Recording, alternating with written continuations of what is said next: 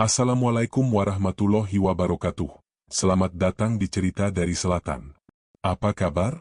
Semoga kalian semua selalu dalam keadaan sehat dan bahagia, ya. Sebelum lanjut, jangan lupa dukung kami dengan klik tombol subscribe dan komen hadir untuk absennya. Selamat menonton. Desa Mawar Putih adalah kantung sunyi yang terperangkap di antara ladang teh dan bayangan hutan purba. Lembah itu sendiri sejuk, diselimuti kabut yang tidak pernah sepenuhnya terangkat. Namun, di batas paling timur desa, di tempat yang dilupakan bahkan oleh cahaya matahari pagi, berdirilah tegak sebuah mercusuar dari kegelapan, pohon beringin tua. Akarnya bukan lagi bagian dari bumi, akarnya adalah labirin urat kayu yang melilit legenda, menjulang setinggi menara gereja yang runtuh, dengan janggut dedaunan yang menggantung seperti tirai air mata. Bima, pemuda yang membawa duka lebih berat dari usianya, tahu bahwa mendekati pohon itu saat matahari terbenam adalah pelanggaran. Warga desa menjulukinya, pohon keramat, tempat bunian dan roh penjaga bersemayam. Peringatan para tetua selalu keras dan lugas, jangan dekati, Bima. Siapapun yang mengambil ketenangan dari pohon tua, akan membayar dengan jiwanya. Lelaki muda itu sering merenung, bersandar pada tembok pembatas ladang, memandang ke arah raksasa bisu tersebut. Dia bukan pemberontak, melainkan jiwa yang mencari pelarian dari kesepian yang menggerogoti. Ayah Bima telah meninggal setahun lalu, meninggalkan lubang menganga yang tidak bisa diisi oleh kehangatan desa manapun. Hutan, dengan janji bahayanya, terasa lebih jujur daripada tawa kosong manusia. Suatu petang, hawa dingin yang tidak biasa menyentuh kulit pemuda itu, lebih menusuk daripada kabut terdingin. Bima baru saja selesai memanggul kayu bakar, tetapi alih-alih pulang, langkah kaki itu justru membawanya semakin dalam ke batas terlarang. Di sana, di ambang naungan beringin tua, suhu udara turun drastis, seolah-olah Bima melangkah ke dalam bilik es. Aroma bunga kenanga datang menyergap. Wanginya kuat, memabukkan, dan anehnya, hanya tercium di dekat pohon. Kenanga tumbuh subur di Mawar Putih, tetapi wangi ini berbeda. Ini wangi kenanga yang ditarik dari inti mimpi, syarat dengan janji dan bahaya. Hidung Bima menghirupnya dalam-dalam. Wangi itu bukan hanya bau, melainkan sebuah undangan. Saat mendekat, Bima melihat akar gantung pohon tua itu tidak lagi diam. Diterpa angin senja, untayan-untayannya berayun perlahan, menciptakan ilusi bayangan yang menari. Terkadang, dari celah-celah rimbun, terlihat kilasan warna putih bersih yang hilang secepat kedipan mata. Bima mencoba meyakinkan diri bahwa itu hanyalah bias cahaya senja yang memantul dari kulit pohon, tetapi jantungnya berdetak kencang, mengakui bahwa ada sesuatu yang menanti di balik tirai akar. Pandangan pemuda desa itu terpaku pada ruang gelap di antara akar-akar tebal yang menyerupai pintu gerbang. Sesaat, ada bayangan yang bergerak, tinggi dan ramping.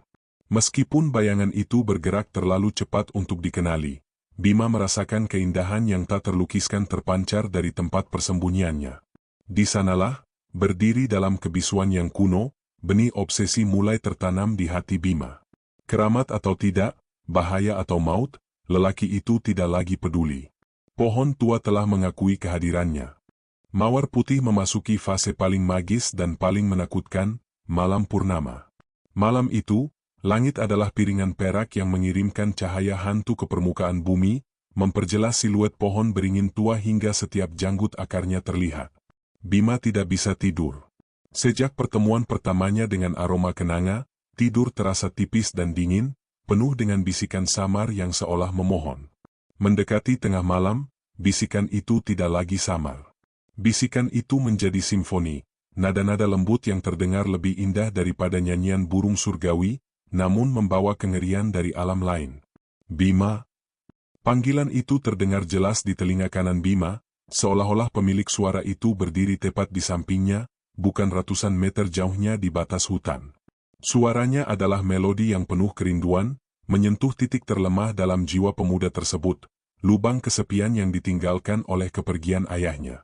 Suara itu terasa seperti jawaban, meskipun Bima tidak pernah tahu apa pertanyaannya. Bima beranjak dari tempat tidur, bergerak dalam keadaan setengah sadar, didorong oleh kekuatan yang lebih kuat dari insting bertahan hidup. Langkahnya terasa ringan, seolah-olah tubuhnya hanyalah cangkang yang dikendalikan oleh irama gaib. Semakin dekat dengan pohon tua, semakin merdu dan mendesak suara itu memanggil namanya. Panggilan itu adalah siren yang menarik Bima menjauh dari pantai keselamatan. Setibanya di bawah naungan penuh beringin tua, Bima mengangkat wajahnya ke arah rimbun. Cahaya bulan menembus celah-celah daun, menciptakan motif batik cahaya dan bayangan yang bergerak. Kemudian, Bima melihatnya. Di antara akar gantung, di pusat kegelapan yang diukir oleh cabang-cabang raksasa, berdiri siluet seorang wanita. Bentuknya ramping, lekuk tubuhnya anggun, dan rambutnya yang panjang tergerai seolah terbuat dari sutra gelap yang mengalir. Kirana, meski belum tahu namanya, memancarkan aura keindahan yang dingin, seperti patung marmer yang dihidupkan oleh cahaya bulan. Pemuda itu terpaku. Ketakutan ada, tetapi dilunakkan oleh ketertarikan yang histeris. Bima tahu ini bukan manusia. Tidak ada wanita fana yang bisa memancarkan keindahan yang begitu abadi dan suram. "Siapa kau?" bisik Bima, suaranya tercekat. "Penjagamu, kekasihmu yang dirindukan," jawab suara itu, kini terdengar lebih dekat dan bergetar, seolah menahan tangis yang telah tertahan ribuan tahun. Bima mundur selangkah, rasa dingin di tulang sumsumnya akhirnya menang atas daya tarik. Makhluk ini adalah Bunian, makhluk legenda yang diperingatkan oleh tetua desa. Mereka bukan sekadar hantu, mereka adalah entitas dengan keindahan yang mematikan, yang haus akan jiwa manusia untuk dijadikan pendamping abadi. Keesokan harinya, Bima menghabiskan waktu di perpustakaan desa yang berdebu. Dia mencari kisah-kisah lama, gulungan legenda yang menceritakan tentang Bunian yang menghuni pohon. Bima menemukan catatan tentang Kirana, sang penjaga hati beringin, yang konon pernah jatuh cinta pada seorang pemuda desa di masa lalu. Kisah itu berakhir tragis. Pemuda itu menjadi gila, jiwanya disedot, dan Kirana kembali ke keabadian yang dingin, menunggu pemuda lain yang memiliki kerinduan yang sama. Membaca legenda itu seharusnya menakutkan Bima, mendorongnya lari. Namun, pemuda itu hanya merasakan satu hal, empati. Kirana, makhluk yang kejam dalam legendanya, tampak begitu kesepian dalam bisikannya. Malam berikutnya, tanpa ragu atau takut, Bima kembali ke pohon.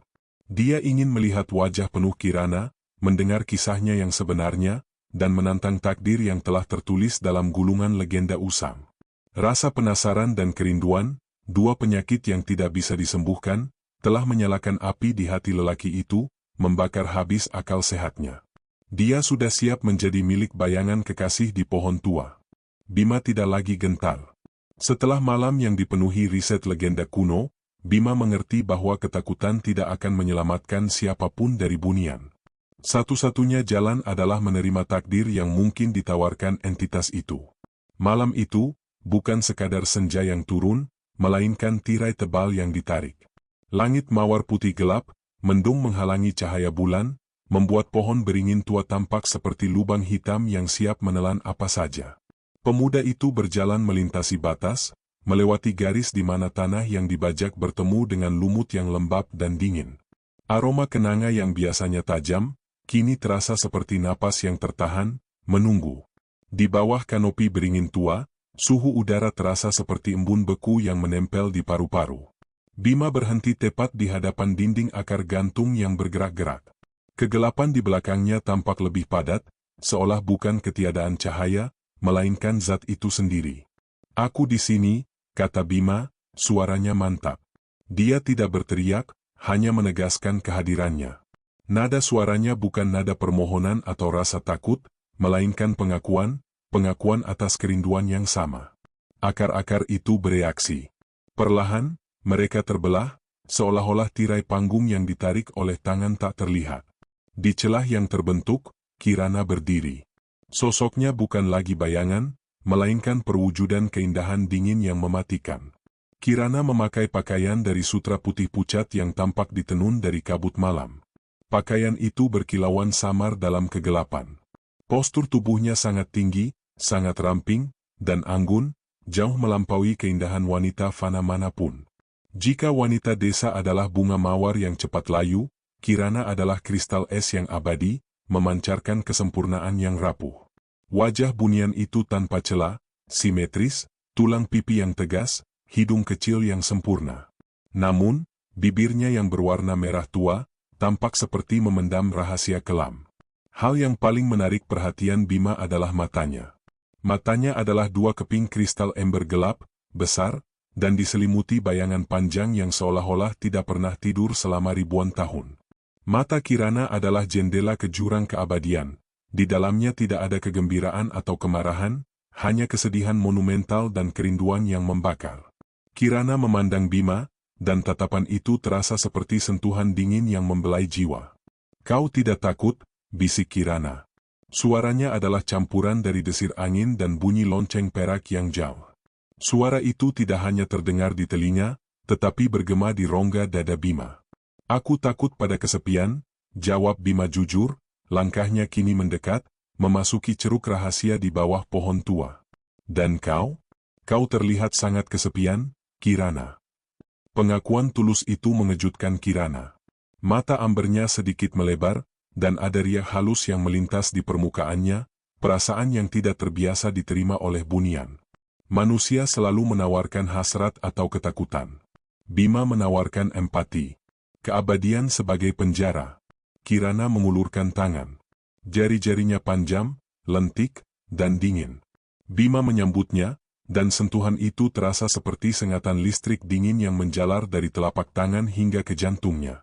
Kirana membawa Bima lebih dalam, ke ruang di balik tirai akar, yang tampak seperti gua alami yang diselimuti oleh lumut neon hijau yang bersinar lembut. "Ini adalah ruang duduk sang Bunian. Duduklah, Bima," ujar Kirana, menunjuk ke sebuah akar besar yang membulat sempurna. "Kau adalah manusia pertama yang duduk di sini bukan karena paksaan, melainkan karena pilihan." Kirana berdiri di hadapan Bima, menatap pemuda itu dengan intensitas yang nyaris tak tertahankan. Bunian itu mulai bercerita, memecahkan mitos yang menangi dirinya. "Aku bukan hantu pemburu jiwa seperti yang diceritakan dukun-dukun bodoh itu," katanya, nada suaranya sedikit mendidih. "Aku adalah penjaga pohon ini, penjaga gerbang antara dua alam. Kami Bunian, kami dikutuk dengan keabadian. Kami tidak bisa mati, tidak bisa sakit, dan tidak bisa menua. Tubuh kami sempurna, tetapi jiwa kami, Bima, jiwa kami adalah kehampaan yang tak berujung." Kirana menjelaskan bahwa Bunian hidup dalam lingkaran waktu yang berulang-ulang, menyaksikan musim berganti menjadi ribuan tahun yang sama, tanpa kejutan, tanpa penderitaan yang memberi makna. Hidup mereka adalah melodi yang indah, tetapi dimainkan berulang-ulang tanpa jeda, mematikan rasa. Keindahan mereka adalah ilusi, di dalamnya hanya ada stasis. "Kami mencari manusia fana karena kalian adalah antitesis dari kami," Bunian itu melanjutkan. "Kalian memiliki kehangatan jiwa, kemampuan untuk merasakan cinta yang intens dan duka yang cepat berlalu. Kalian hidup cepat, penuh, dan kemudian mati. Itu yang kami butuhkan untuk mengisi void keabadian kami. Jiwa fana manusia adalah sumber energi dan emosi bagi kami. Kami menariknya untuk merasakan hidup sekali lagi."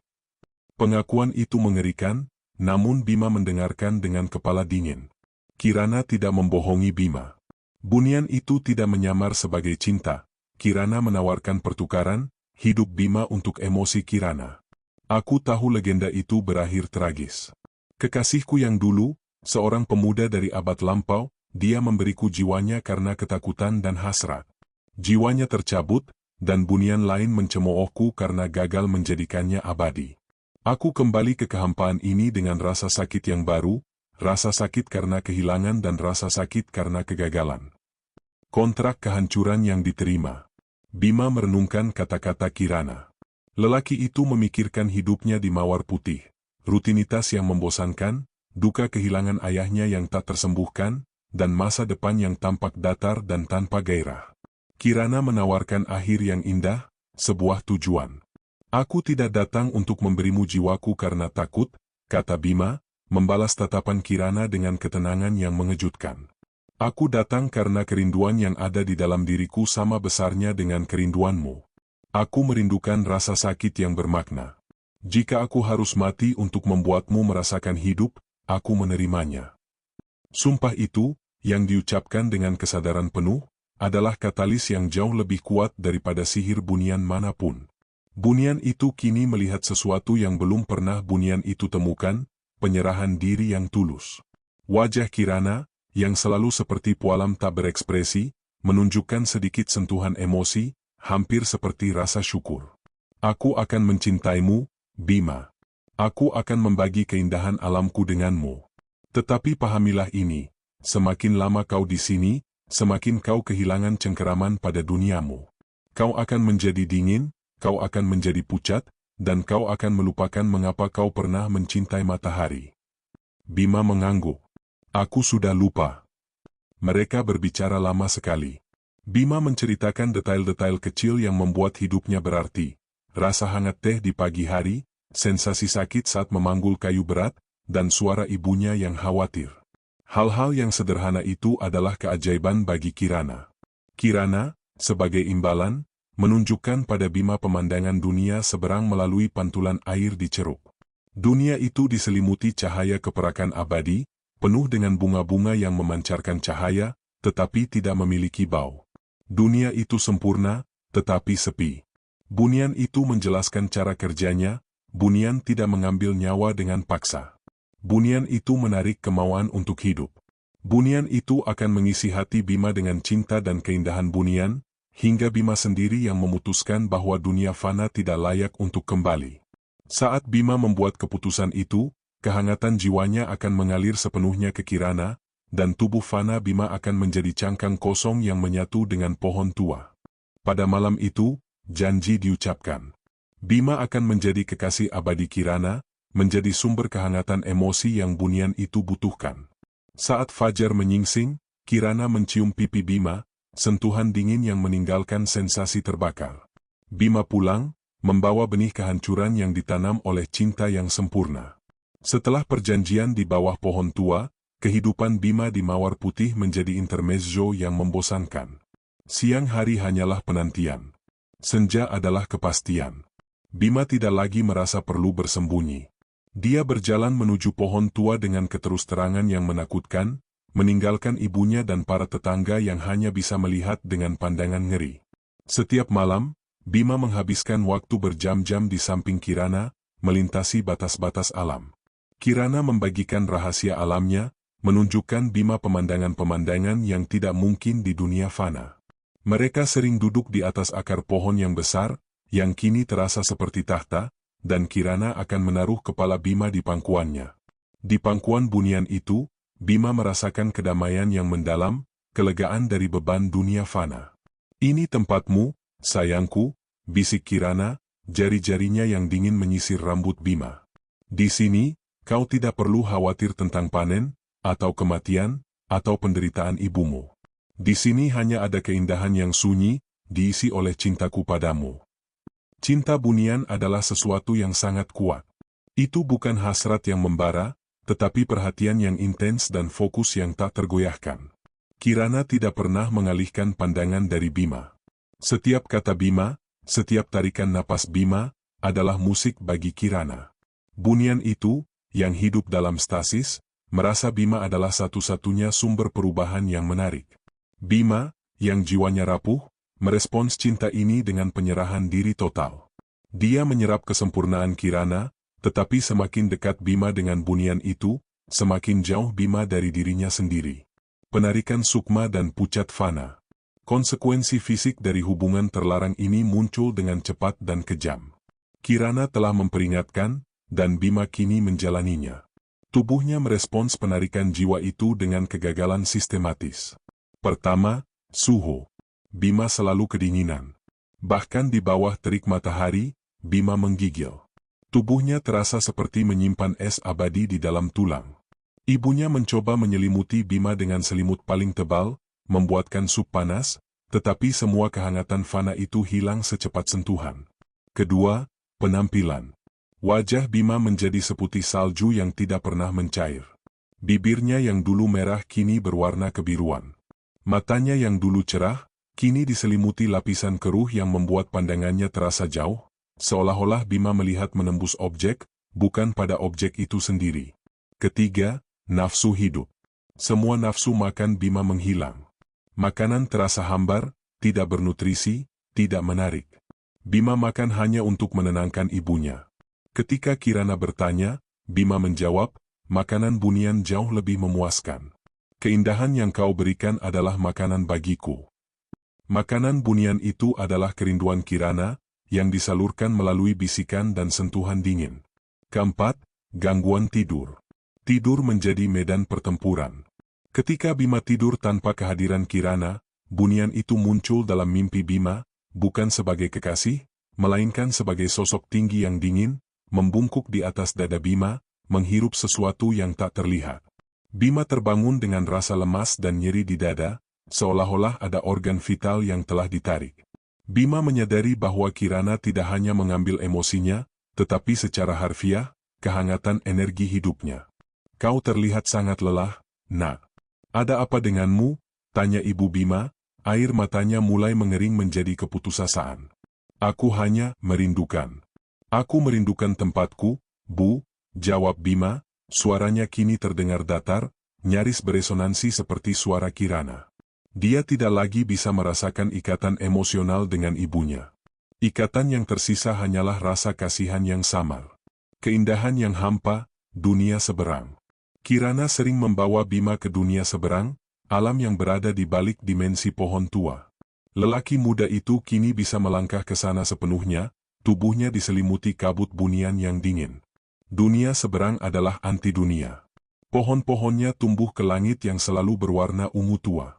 Bunga-bunga kristal mekar tanpa wangi. Kirana membimbing Bima melewati taman-taman sunyi yang dialiri sungai perak.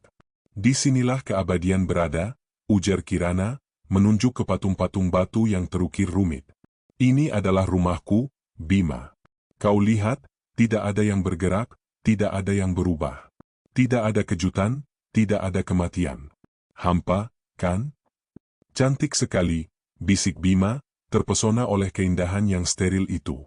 Tapi ya, terasa dingin. Kau yang akan membawa kehangatan, janji Kirana.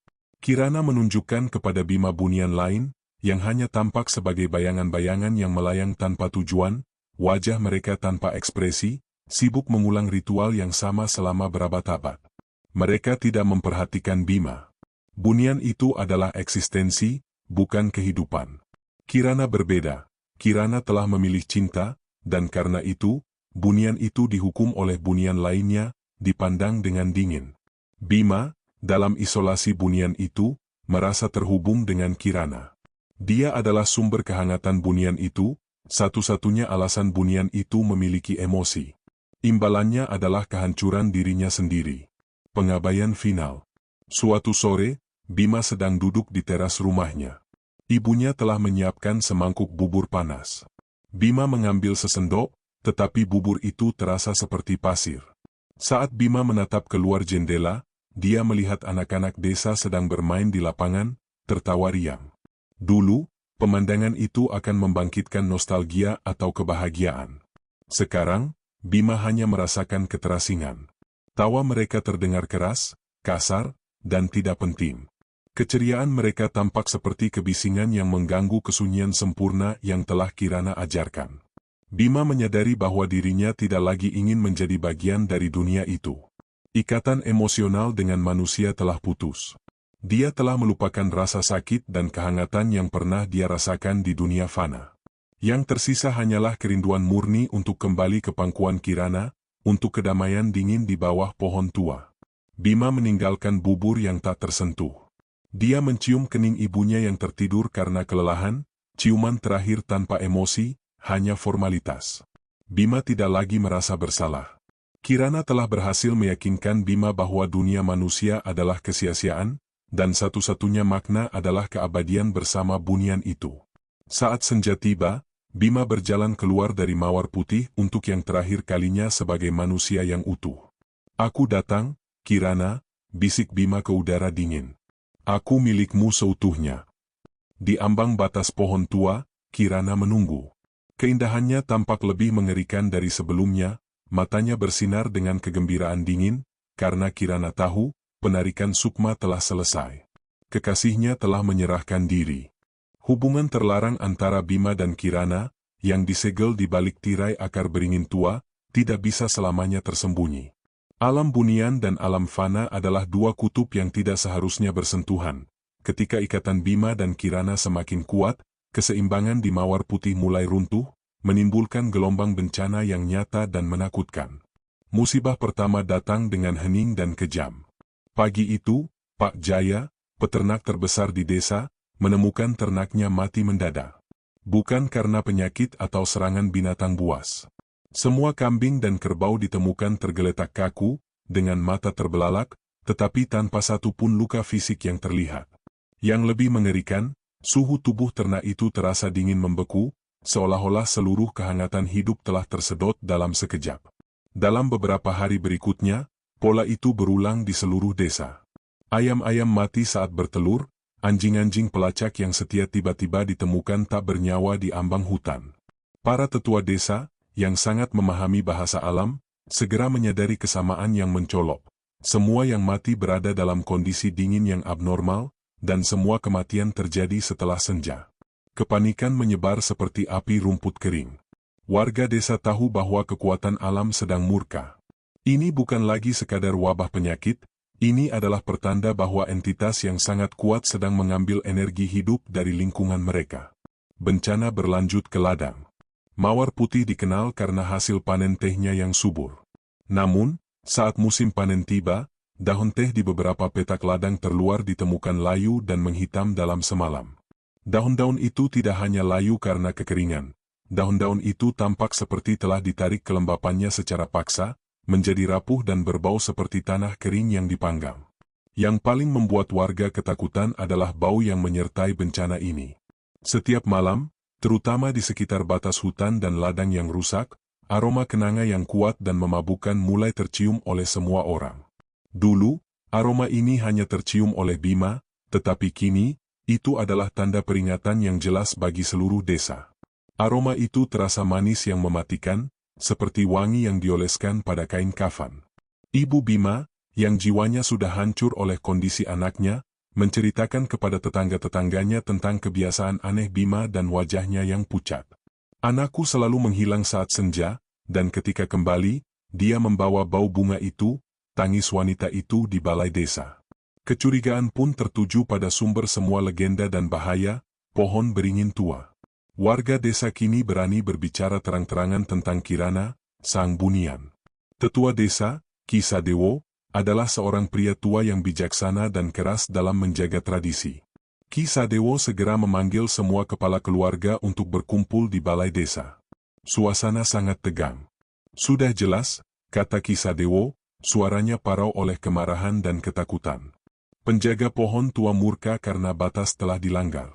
Ada di antara kita yang telah menjalin hubungan terlarang dengan bunian itu. Semua mata tertuju pada Ibu Bima yang menangis diam. Ki Sadewo kemudian memanggil Bima, yang saat itu duduk di barisan belakang, menatap kosong ke dinding. Bima memasuki balai desa. Penampilannya sangat mengejutkan semua orang. Wajahnya yang pucat, matanya yang cekung dan dingin, serta tubuhnya yang kurus, membuatnya terlihat seperti mayat yang berjalan. Dia adalah bukti hidup dari penarikan sukma yang diceritakan dalam legenda. Ki Sadewo menghampiri Bima, mencoba menyentuh pemuda itu, tetapi Ki Sadewo menarik tangannya karena tubuh Bima terasa sangat dingin, sedingin marmer. Bima, desak Ki Sadewo. Apa yang kau lakukan di pohon tua? Apakah kau telah menemui Kirana? Bima mengangkat kepalanya. Matanya yang ember gelap, merefleksikan mata Kirana, menatap tajam pada Ki Sadewo. Aku mencintainya, jawab Bima, suaranya datar, tanpa rasa takut, tanpa rasa malu, seolah-olah menyatakan kebenaran yang paling jelas. Dan dia mencintaiku. Alam kalian terlalu kasar, tetua. Aku menemukan keindahan abadi di sisinya. Dia hanya mengambil apa yang kalian sia-siakan. Pengakuan Bima memicu keheningan yang mematikan, diikuti oleh teriakan histeris dari para wanita. Mereka tahu bahwa Bima bukan lagi diri mereka. Pemuda itu telah sepenuhnya di bawah pengaruh bunian. Bima telah melanggar perjanjian terpenting, menukar keselamatan desa dengan kesenangan pribadinya. Ki Sadewo, dengan wajah penuh keputusasaan, memberikan ultimatum terakhir kepada Bima.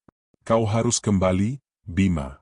Kau harus memutuskan ikatan itu, atau kami akan mengusirmu dari Mawar Putih.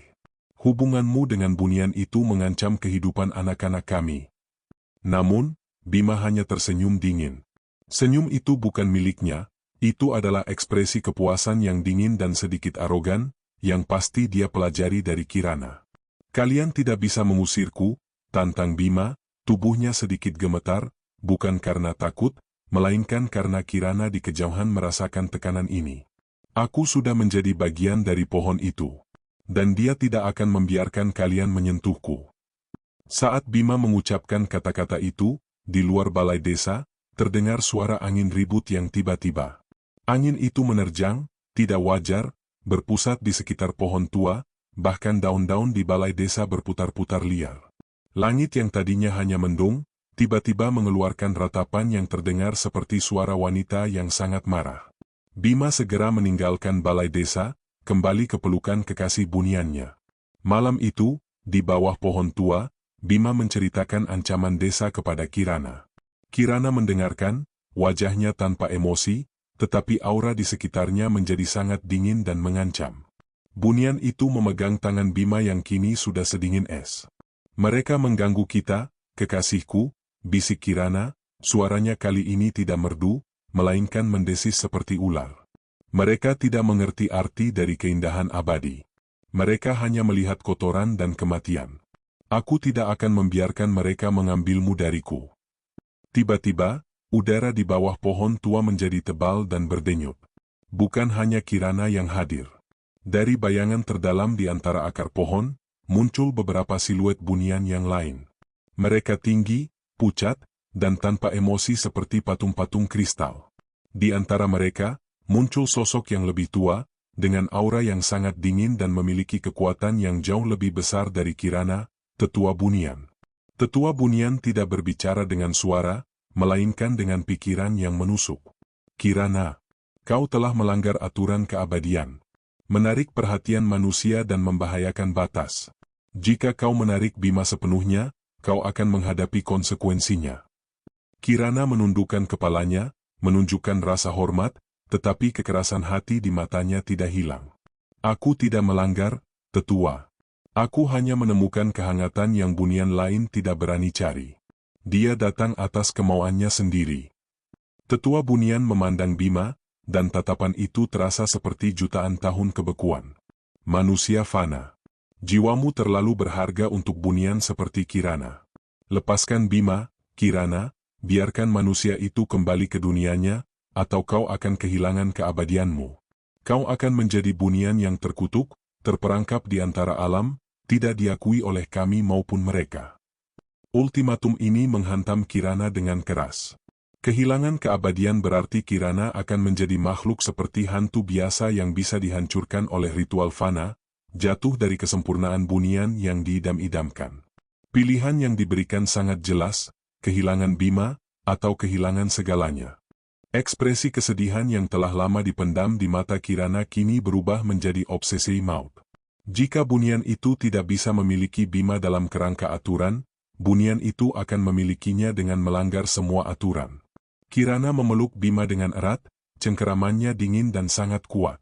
Aku tidak akan melepaskanmu, Bima, bisik Kirana, suaranya bergetar antara cinta dan keputusasaan. Aku sudah menunggumu selama berabad-abad. Jika aku tidak bisa memilikimu secara damai, aku akan memilikimu secara paksa. Aku akan mengambilmu sepenuhnya. Biarkan keabadianku terkutuk, asalkan aku mendapatkan cintaku. Saat itu, di bawah pohon tua, cinta Kirana berubah. Kerinduan mendalamnya kini telah menjadi obsesi mematikan yang tidak bisa dihentikan oleh aturan alam manapun. Kirana telah memilih cinta di atas keabadian. Dan Bima, yang jiwanya sudah setengah kosong, hanya membalas pelukan itu dengan dingin, siap menjadi tumbal dari cinta yang menghancurkan. Keputusan Kirana mengirimkan gelombang energi dingin yang mengerikan ke seluruh Mawar Putih. Bima merasakan jiwanya tertarik lebih dalam, lebih cepat. Di desa, bencana yang lebih besar baru saja akan dimulai. Ultimatum yang disampaikan oleh Tetua Bunian telah memutus ikatan terakhir Kirana pada norma-norma keabadian. Bunian itu memilih Bima, memilih kehancuran dirinya sendiri demi kepemilikan. Keputusan ini mengubah esensi cinta Kirana yang awalnya melankolis dan merindukan, menjadi sesuatu yang gelap, posesif, dan sangat berbahaya. Di bawah kanopi gelap beringin tua, aura Kirana berubah drastis. Bunian itu tidak lagi memancarkan keindahan yang dingin, tetapi aura yang memancar adalah dingin yang membakar, seperti api neraka yang terbuat dari es. Matanya, yang sebelumnya menunjukkan kesedihan, kini bersinar dengan tekad yang mengerikan. Kirana menatap Bima, dan tatapan itu bukan lagi tatapan kekasih, melainkan tatapan pemilik yang tidak akan pernah melepaskan. Mereka ingin memisahkan kita, desis Kirana, memeluk Bima dengan kekuatan yang luar biasa. Tetua Bunian dan tetua desa bodoh itu. Mereka tidak mengerti.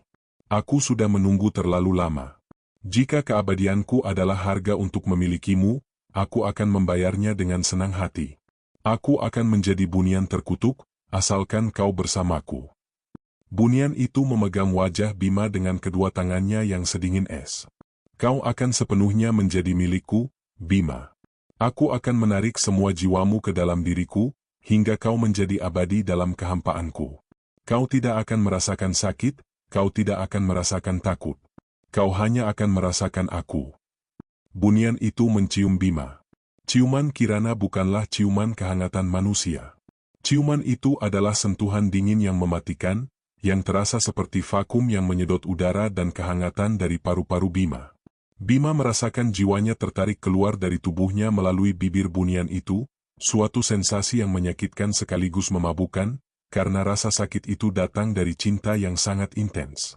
Setelah deklarasi obsesi Kirana, Bunian itu tidak lagi menyembunyikan kekuatannya. Kirana mulai menunjukkan sifatnya yang lebih dominan dan gelap. Bima tidak lagi diizinkan untuk menghabiskan waktu di desa. Jika Bima mencoba kembali ke rumahnya, Bima akan merasakan sakit kepala yang hebat dan suara melengking di telinganya, itu adalah panggilan paksa Kirana. Bunian itu menggunakan energi Bima yang telah diserapnya untuk menciptakan ikatan spiritual yang tidak bisa diputuskan oleh jarak. "Mengapa kau pergi, kekasihku?" tanya Kirana suatu malam, saat Bima mencoba mengambil beberapa helai pakaian dari rumahnya.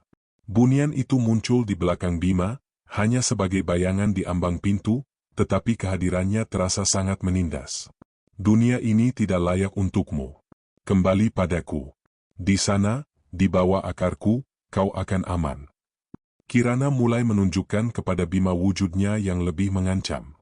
Kadang-kadang, ketika Bima menunjukkan keraguan, mata ember Bunian itu akan bersinar merah samar, dan kuku jarinya akan tampak lebih panjang dan tajam, sebuah pengingat bahwa di balik keindahan itu, terdapat predator yang kejam. "Jika kau meninggalkanku, Bima," bisik Kirana dengan senyum dingin, "aku tidak hanya akan menghancurkan desa ini. Aku akan menghancurkan sisa-sisa jiwamu, dan kau akan berkeliaran sebagai hantu gila di antara akar-akar ini, selamanya merindukanku, tetapi tidak pernah bisa menyentuhku." Ancaman itu berhasil. Bima, yang jiwanya semakin kosong, tidak bisa menahan kekuatan mental Kirana. Bima hanya bisa mengangguk pasrah. Kehadiran Kirana yang obsesif mulai bermanifestasi secara fisik dan mengerikan. Bima kini tinggal sepenuhnya di ceruk pohon tua. Lelaki muda itu hanya keluar saat subuh untuk mengambil air minum, bergerak lambat seperti boneka tanpa tali. Saat malam tiba, Kirana seringkali memeluk Bima, bukan dengan kelembutan, melainkan dengan posesif yang dingin. Saat Bunian itu memeluk Bima, tubuh Bima merasakan energi hidupnya tertarik keluar dengan lebih cepat. Pada suatu malam yang gelap, Kirana melakukan ritualnya. Bunian itu menelungkup di atas Bima yang terbaring lemah di lumut. Wajah Kirana sangat dekat dengan wajah Bima. Bunian itu mulai menyenandungkan melodi Bunian yang panjang, nada-nada yang menceritakan ribuan tahun kerinduan dan kesepian. Saat melodi itu mengalun, Bima merasakan jiwanya seperti benang yang ditarik kuat dari pusat dadanya. Bima melihat, dengan mata yang setengah tertutup, aura perak yang samar keluar dari dadanya dan ditarik masuk ke dalam dada Kirana. Setiap malam, porsi jiwa itu semakin besar, semakin cepat. Kirana menyelesaikan ritualnya, menarik napas panjang kepuasan. Wajah Bunian itu kini bersinar, memancarkan energi yang luar biasa. Kirana adalah Bunian paling cantik dan paling kuat di antara Bunian yang ada, diperkuat oleh cinta tulus dan kepasrahan dari Bima. Kau memberiku kehidupan, Bima, bisik Kirana, mengecup kening Bima yang dingin. Kau adalah kehangatan abadi milikku. Jangan pernah tinggalkan aku.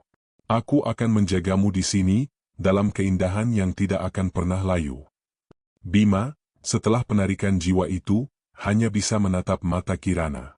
Pemuda itu tidak bisa lagi merasakan cinta atau takut, dia hanya merasakan ketergantungan yang total pada bunian itu. Bima telah menjadi penjara bagi Kirana, dan Kirana adalah satu-satunya dunia bagi Bima. Sementara Bima disibukkan dengan obsesi Kirana, musibah di Mawar Putih meningkat menjadi kengerian yang nyata.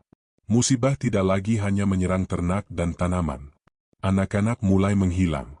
2 anak kecil yang sedang bermain petak umpet di ambang hutan tidak pernah kembali. Pencarian dilakukan besar-besaran, tetapi yang ditemukan hanyalah jejak kaki kecil yang berhenti mendadak di dekat batas pohon tua. Tidak ada perjuangan, tidak ada darah. Sama seperti ternak, mereka hilang seolah-olah ditarik oleh vakum yang hening. Di lokasi hilangnya anak-anak, wangi kenanga yang mencekik tercium. Desa kini diliputi oleh ketakutan yang mendalam. Mereka tahu bahwa Kirana tidak lagi hanya bermain-main dengan Bima. Bunian itu sekarang menunjukkan kekuatannya kepada desa, membuktikan bahwa siapapun yang mengganggu miliknya akan membayar dengan harga yang mengerikan. Teriakan ibu Bima, yang sekarang tinggal sendirian dan gila karena kesedihan, menjadi ratapan yang konstan. Dia tahu bahwa anaknya adalah biang keladi, tetapi dia tidak bisa berbuat apa-apa selain menangis. Tetua desa pun menyadari, konflik ini tidak bisa diselesaikan dengan ancaman fana, ini membutuhkan pertempuran spiritual. Wajah pucat Bima kini menjadi simbol malapetaka, cermin dari kegelapan yang menimpa Mawar Putih. Setiap orang tahu bahwa Bima adalah kunci dari semua kengerian ini, dan selama Bima masih berada dalam cengkeraman obsesi Kirana, desa mereka akan terus membayar harga yang tak terperikan.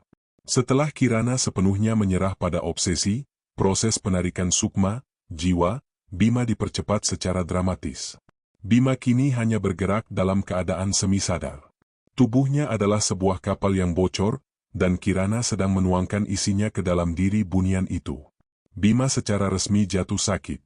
Gejala fisik Bima tidak dapat disembuhkan oleh tabib fana manapun karena penyakit Bima bersifat spiritual. Bima mengalami demam tinggi yang tidak bisa diturunkan. Suhu tubuh luarnya terasa sangat dingin, tetapi di dalam, Bima merasa terbakar. Demam ini adalah reaksi tubuh yang berjuang melawan pengosongan energi hidupnya. Saat demam menyerang, Bima mulai meracau terus-menerus. Racauannya adalah campuran antara bahasa bunian yang lembut dan nama Kirana. Jangan pergi, dingin sekali tanpamu. Kirana, jangan ambil semuanya, tapi aku mencintaimu. Bima berbicara dalam tidur dan dalam keadaan terjaga. Matanya, yang selalu terbuka, terlihat seperti manik-manik kaca yang tidak fokus.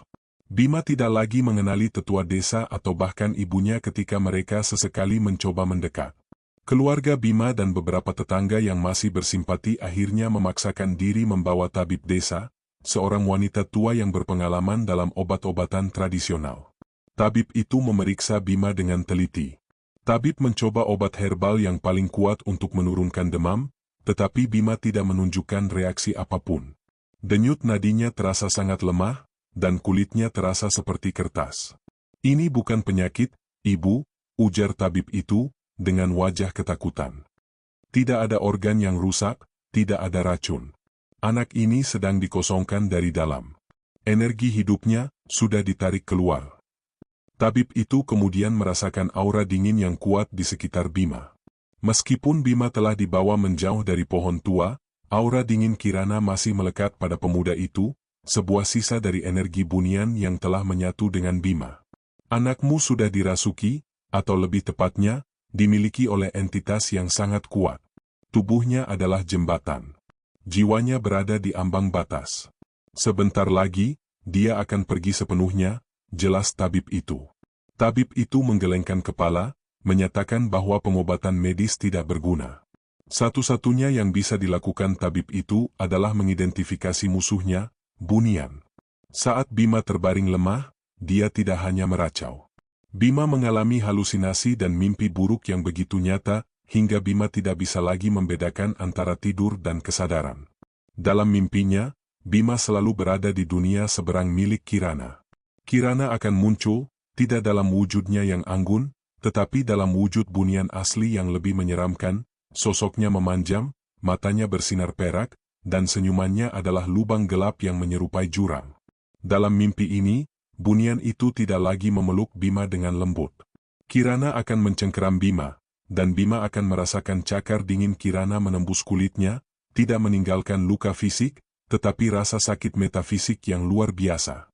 Bima melihat jiwanya ditarik seperti pita cahaya yang ditarik dari dadanya, dan Kirana akan menelan cahaya itu dengan ekspresi kepuasan yang dingin. Kau adalah milikku, milikku, milikku. Suara Kirana akan bergema di dalam kepala Bima, melodi obsesif yang menyakitkan. Bima akan terbangun dengan keringat dingin, merasa jiwanya berkurang satu tingkat lagi. Lelaki muda itu akan mencari Kirana, karena satu-satunya hal yang bisa menghentikan mimpi buruk itu adalah kehadiran fisik Kirana di sampingnya, bahkan jika kehadirannya itu berarti penarikan jiwa.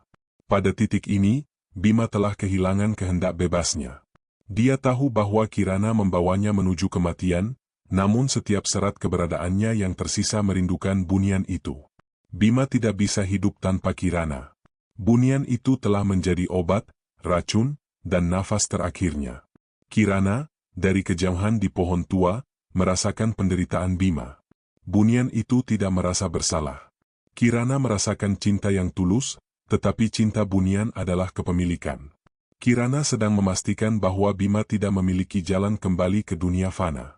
Suatu malam, Bima, yang tubuhnya terlalu lemah untuk berjalan, merangkak keluar dari rumahnya. Dorongan untuk kembali ke pohon tua sangat kuat, tidak tertahankan. Itu adalah naluri terakhir yang tersisa. Dia merangkak di tanah yang dingin, ke arah batas hutan. Kirana, aku datang. Racau Bima.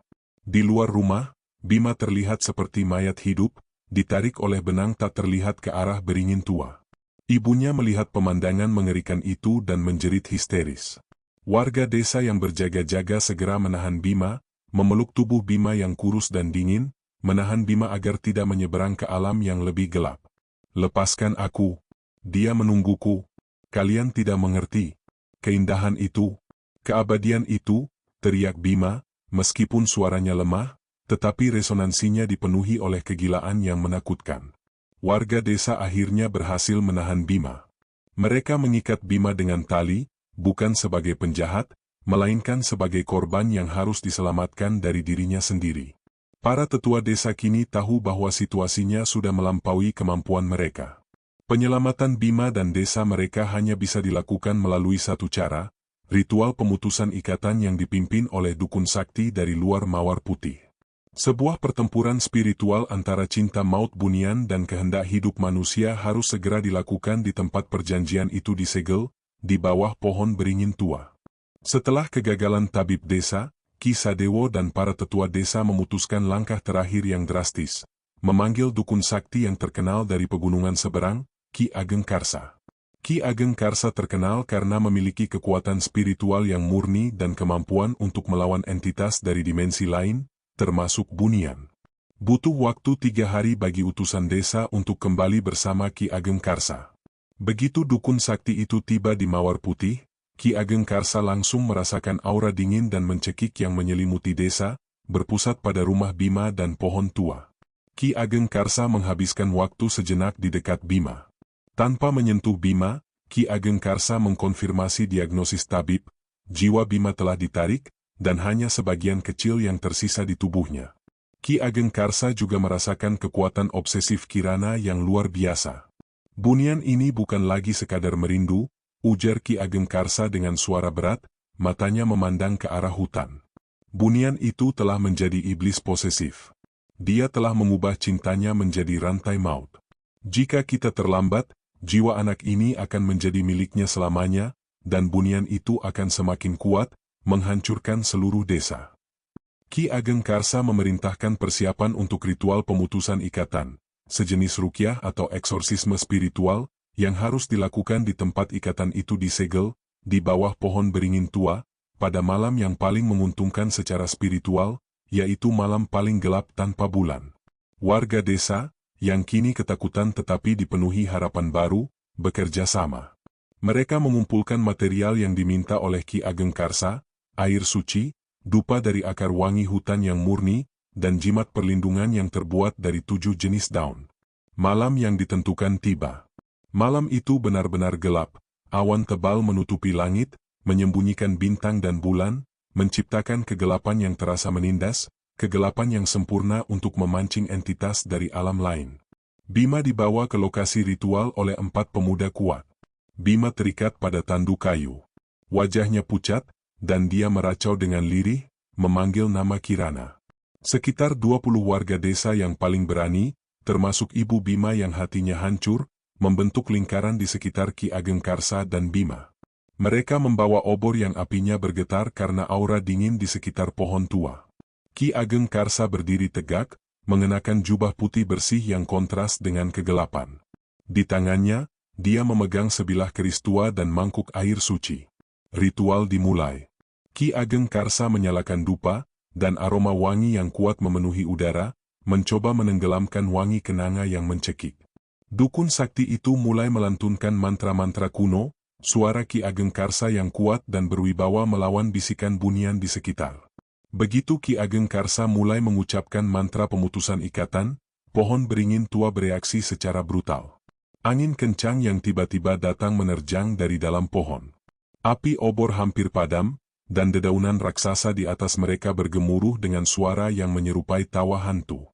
Dari dalam ceruk yang gelap, terdengar suara Kirana, bukan lagi melodi, tetapi teriakan marah yang sangat menyakitkan di telinga. Jauh, dia milikku. Manusia tua, jangan ganggu cinta abadi kami.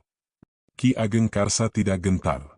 Dukun itu memercikkan air suci ke arah akar pohon, dan di tempat air itu jatuh, akar-akar itu seolah-olah berasap, mengeluarkan suara mendesis yang mengerikan.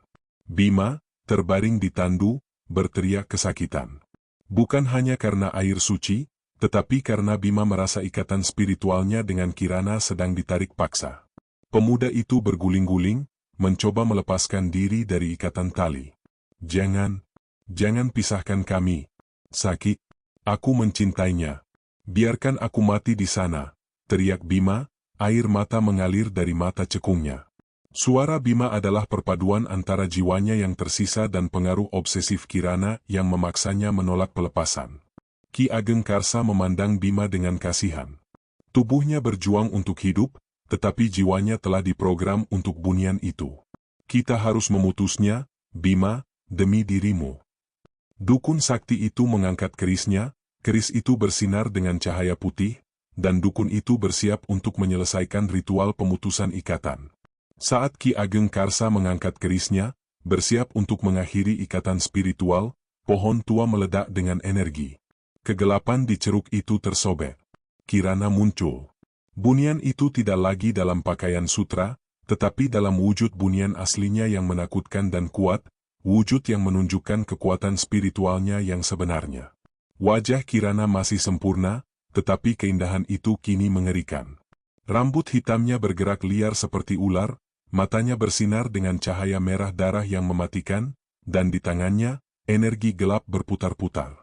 Wujud Kirana memancarkan aura dingin yang begitu kuat sehingga api obor di sekitarnya meredup drastis, dan beberapa warga desa jatuh pingsan karena ketakutan yang tak tertahankan. Kau tidak akan mengambilnya, teriak Kirana, suaranya kini seperti raungan guntur yang bercampur dengan ratapan ribuan bunian. Bunian itu menyerang Ki Ageng Karsa. Kirana menembakkan pusaran energi dingin ke arah dukun itu.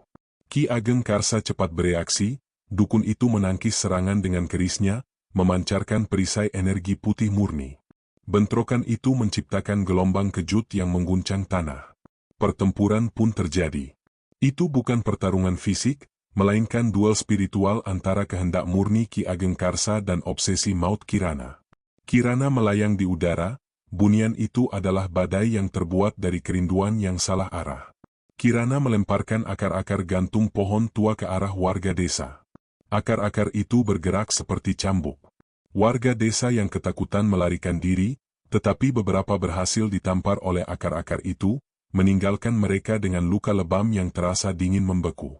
Aku bisa menghancurkan kalian semua, ancam Kirana, air mata mengalir dari mata merahnya. Air mata Bunian itu bukan karena kesedihan, melainkan karena kemarahan dan keputusasaan karena hampir kehilangan kekasihnya. Aku hanya ingin dia. Tinggalkan kami. Ki Ageng Karsa, meskipun kelelahan, tetap tegak. Kau adalah penjara, Bunian. Kau menjanjikan keabadian, tetapi kau menawarkan kehampaan. Aku akan membebaskan jiwa anak ini dari obsesimu. Dukun itu mulai melantunkan mantra pemutusan abadi, mantra yang dirancang untuk memotong ikatan antara Bunian dan manusia. Saat mantra itu diucapkan, energi putih Ki Ageng Karsa menyelimuti Bima, berusaha membersihkan sisa-sisa pengaruh Kirana. Bima, yang terikat, berteriak lebih keras dari sebelumnya. Dia merangkak ke arah Kirana, air mata dan keringat bercampur di wajahnya. Jangan, Kirana. Jangan biarkan mereka. Aku pilih kau. Bima berteriak, didorong oleh sisa-sisa jiwa yang masih terprogram oleh Kirana untuk mencintai Bunian itu. Saat mantra mencapai puncaknya, energi putih menyelimuti Bima, dan wajahnya kembali mendapatkan sedikit warna merah darah, tanda bahwa jiwanya sedang ditarik kembali ke tubuh. Kirana, melihat Bima mulai ditarik darinya, menjadi liar. Bunian itu meraung dan menembakkan energi terakhirnya, gelombang energi dingin yang mengerikan yang diarahkan langsung ke dada Bima. Jika aku tidak bisa memilikimu, tidak ada orang lain yang bisa. Ki Ageng Karsa melihat serangan maut itu dan melemparkan kerisnya, menciptakan perisai spiritual yang menahan sebagian besar serangan. Namun, Bima sempat terkena sisa-sisa energi dingin tersebut.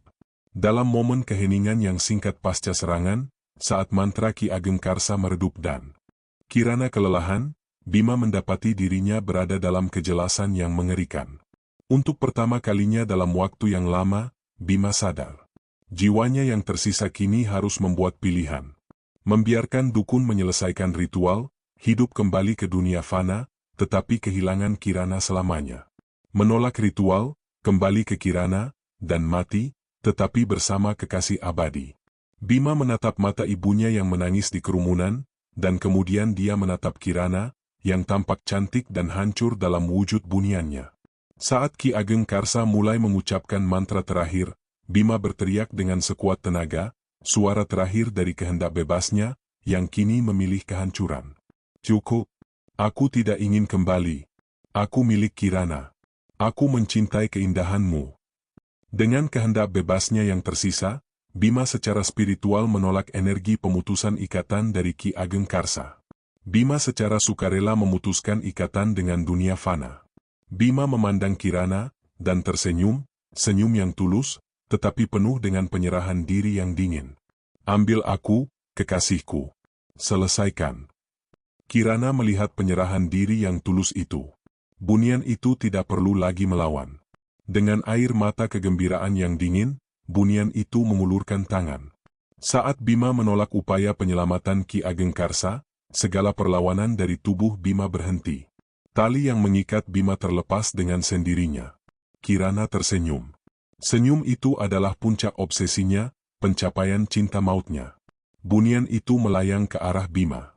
Terima kasih, kekasihku, bisik Kirana, suaranya kembali menjadi melodi yang indah, tetapi kini melodi kemenangan yang tragis. Kau telah memilih keabadian denganku. Kirana memeluk Bima. Pelukan itu adalah pelukan kematian yang dingin. Saat Bunian itu memeluk, Kirana menyerap sisa-sisa jiwa dan kehangatan Bima yang tersisa. Wajah Bima menjadi kosong, matanya yang melihat Kirana untuk terakhir kalinya, kini memudar menjadi kekosongan yang damai. Dalam pelukan Kirana, tubuh Bima mulai bertransformasi. Kulitnya menjadi pucat pualam, dan tubuhnya menjadi kaku. Kirana membawa tubuh Bima yang kini tak bernyawa, dan dengan kekuatan buniannya, menempatkan Bima di antara akar-akar tebal pohon tua. Kirana kemudian mencium Bima, ciuman itu kini adalah ritual pemakaman spiritual. Bunian itu mengucapkan mantra yang lembut, mantra yang mengikat jiwa Bima yang baru saja diserap ke dalam dirinya dan tubuh Bima ke dalam pohon tua. Tubuh Bima menyatu dengan akar pohon. Dalam beberapa detik, kulit Bima dan akar pohon tidak lagi terpisah. Bima tidak lagi terlihat sebagai manusia yang terbaring, tetapi menjadi bagian dari struktur kayu purba itu. Wajahnya terukir samar di antara lumut dan akar yang tumbuh menutupi, wajah yang membeku dalam ekspresi kepuasan dingin. Kirana berdiri di atas ciptaannya, bunian itu kini benar-benar utuh, penuh dengan energi dan kehangatan jiwa Bima. Ki Ageng Karsa dan warga desa hanya bisa menyaksikan klimaks yang tragis ini dalam diam. Mereka telah kalah bukan karena kekuatan bunian, tetapi karena pilihan sukarela manusia yang menyerah pada kerinduan maut. Ki Ageng Karsa membersihkan sisa-sisa kekuatan bunian dari desa, tetapi dukun itu tahu, bunian itu tidak bisa dikalahkan. Dia telah mendapatkan kekasih abadi. Pohon ini sekarang adalah monumen cinta mereka. Biarkan mereka. Jangan pernah ganggu pohon ini lagi, atau kalian akan menjadi tumbal berikutnya. Ki Ageng Karsa dan warga desa meninggalkan pohon tua, membawa serta kesedihan dan kengerian yang mendalam. Kirana, meskipun telah mendapatkan kekasihnya, tidak menemukan kedamaian. Bunian itu telah kehilangan keabadiannya, bunian lain tidak akan pernah menerimanya, dan bunian itu telah menjadi bunian terkutuk, terikat pada pohon dan pada ingatan Bima. Kerinduan Kirana kini abadi. Bunian itu memiliki Bima, tetapi Bima hanyalah roh yang diserap, tidak bisa berinteraksi dengannya. Kirana kini hanya bisa merasakan sisa-sisa kehangatan Bima yang semakin menipis seiring berjalannya waktu, dan bunian itu akan kembali merasa hampa. Pohon beringin tua kini benar-benar berhantu. Warga desa menghindari area itu sepenuhnya. Terkadang, pada malam yang sangat dingin dan penuh kabut, warga desa yang melintas di kejauhan bersumpah melihat bayangan sepasang kekasih di antara akar-akar pohon tua. Bayangan itu adalah Kirana, yang memeluk bayangan Bima. Mereka juga bersumpah bahwa mereka mendengar bisikan yang merdu, panggilan yang penuh kerinduan, yang memanggil nama pemuda-pemuda di desa. Bisikan itu bukan hanya milik Kirana, tetapi juga suara Bima yang kini telah menjadi bagian dari bunian itu, ikut merindukan jiwa manusia fana lainnya untuk menemani mereka.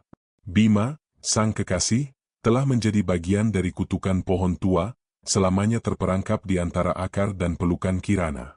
Kerinduan maut si bunian cantik, Kirana, telah menemukan kepuasan yang abadi, tetapi juga kengerian yang tak berujung.